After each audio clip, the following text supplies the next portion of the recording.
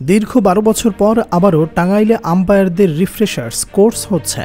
আম্পায়ারদের ঢাকা বিভাগীয় এই কোর্সটি মূলত টাঙ্গাইল জেলা ক্রীড়া সংস্থার তরফ থেকে সৈয়দ আবিদ হোসেন সামির উদ্যোগে বাংলাদেশ ক্রিকেট বোর্ডের তত্ত্বাবধানে টাঙ্গাইল জেলা ক্রীড়া সংস্থা ও টাঙ্গাইল আম্পায়ার্স অ্যাসোসিয়েশনের ব্যবস্থাপনায় ২ দিনব্যাপী চলবে। তবে মঙ্গলবার ২৬শে অগস্ট প্রথম দিনে এই কোর্স বেশ সাড়া পড়েছে। আম্পায়ারদের এই কোর্সে টাঙ্গাইলের বাইরেও ঢাকা জেলার বিভিন্ন অঞ্চল থেকে আগ্রহীদের ক্লাসে অংশগ্রহণ করতে দেখা গিয়েছে, যেখানে তাদের ক্লাস নিচ্ছেন আম্পায়ার এনামুল হক মনি এবং অভি আবদুল্লাহ আল নোমান। এই কোর্সে অংশগ্রহণ করেছেন সাবেক ক্রিকেটার থেকে কোচরাও। আর টাঙ্গাইলের মতো অদূরে এমন প্রোগ্রামের আয়োজনে বিসিবি, টাঙ্গাইল জেলা ক্রীড়া সংস্থা এবং জনপ্রিয় ক্রিকেট বিশ্লেষক ও টাঙ্গাইল জেলা ক্রীড়া সংস্থার সদস্য সৈয়দ আবিদ হোসেন সামির প্রতি কৃতজ্ঞতা প্রকাশ করেছে সংশ্লিষ্টরা। টাঙ্গাইল ও ঢাকা জেলার সাবেক ক্রিকেটার, বর্তমানে কোচ হিসেবে দায়িত্বরত জাহিদ হোসেন টিটুও আম্পায়ারদের এই কোর্সে অংশগ্রহণ করেছেন। এ প্রসঙ্গে তিনি বলেন, এমন একটা প্রোগ্রামে অংশ নিতে পেরে আমরা সবাই অভিভূত। আমরা সৈয়দ আবিদ হোসেন সামির প্রতি কৃতজ্ঞ। ওনার জন্যই আজ ১২ বছর পর আবারও আমরা টাঙ্গাইলে এমন একটা প্রোগ্রামে অংশ নিতে পারছি। মনি ভাই, অভি ভাইদের মতো মানুষ এসে আমাদের ক্লাস নিচ্ছেন, এটা ভাবতেও রোমাঞ্চকর মনে হচ্ছে। আমরা সামি ভাইয়ের মতো একজন মানুষকে আমাদের পাশে পেয়ে গর্বিত।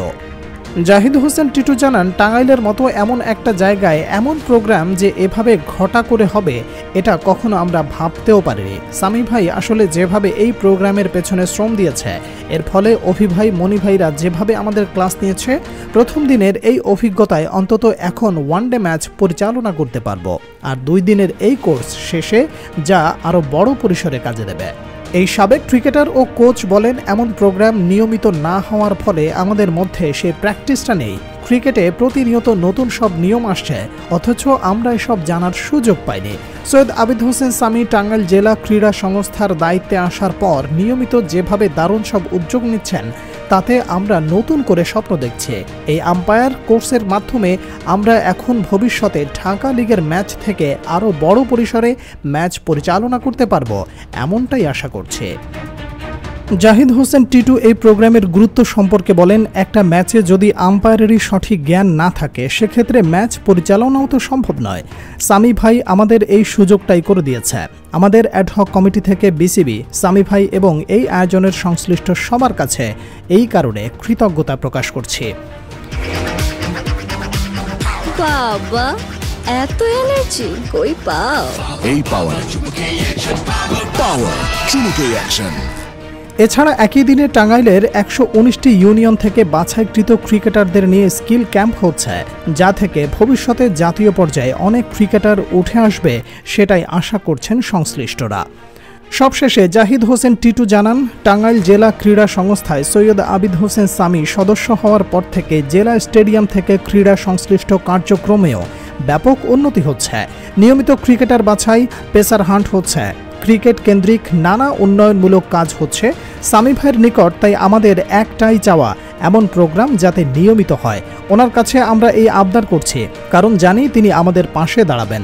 আমরা চাই আম্পায়ারদের এমন কোর্স হোক, কোচদের নিয়েও এমন প্রোগ্রাম হোক, মাঠে খেলা হোক। আর বিসিবির সভাপতি আমিনুল ইসলাম বুলবুলকেও ধন্যবাদ আমাদের এই প্রোগ্রামে বিসিবিকে এভাবে সাড়া দেওয়ার জন্য। অন্যদিকে সামাজিক যোগাযোগ মাধ্যমে এক প্রতিক্রিয়ায় সৈয়দ আবিদ হোসেন সামি বলেন, টাঙ্গাইল জেলা ক্রীড়া সংস্থার তরফ থেকে উদ্যোগ গ্রহণ করে বিসিবির আম্পায়ার্স কমিটির কাছে আমি আবেদন করি রিফ্রেশার্স কোর্সের। আম্পায়ার্স কমিটির চেয়ারম্যান জনাব ইফতেখার রহমান মিঠু ভাই এই ধরনের উদ্যোগে স্বাগত জানান এবং রিফ্রেশার্স কোর্সের ভেন্যু হিসেবে টাঙ্গাইলকে মনোনয়ন করেন। এই কারণে তিনি ইফতেখার রহমান মিঠুকে ধন্যবাদ জানিয়ে আলাদা করে জেলা ক্রীড়া সংস্থার কর্মকর্তা এবং স্থানীয় ক্রীড়া সংগঠকদের নিরলস পরিশ্রমের কথাও উল্লেখ করেন। সৈয়দ আবিদ হোসেন সামি আরও বলেন, একদিকে যখন আম্পায়ার্স কোর্স চলছে, অন্যদিকে জেলার ১১৯ ইউনিয়ন থেকে বাছাইকৃত ক্রিকেটারদের নিয়ে স্কিল ক্যাম্পও চলছে ৩০ তারিখ পর্যন্ত। তবে এসব উদ্যোগ গণমাধ্যমে খুব একটা গুরুত্ব পায় না। মিডিয়ার কাছে ক্রিকেট মানে যেন কেবল ঢাকার ক্লাব ক্রিকেট, অথচ দেশের ক্রিকেটকে এগিয়ে নিতে হলে জেলা ও বিভাগীয় পর্যায়কেও গুরুত্ব দিতে হবে।